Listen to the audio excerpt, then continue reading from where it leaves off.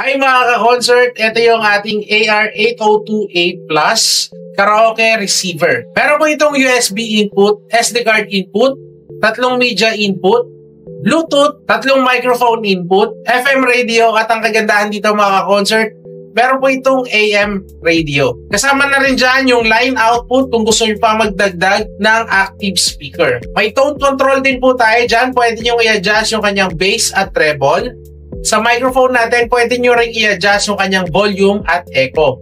85 decibel yung kanyang sensitivity at 20 Hz to 20 kHz yung kanyang frequency range. 500 watts times 2 channel yung kanyang wattage. At syempre, kasama na rin dyan yung kanyang remote control, yung kanyang FM antenna, at meron din tayo dyan AM antenna para sa ating mga radyo. Available mga ka-concert ang AR8028 Plus sa mga leading appliance store na malapit po sa inyong lugar.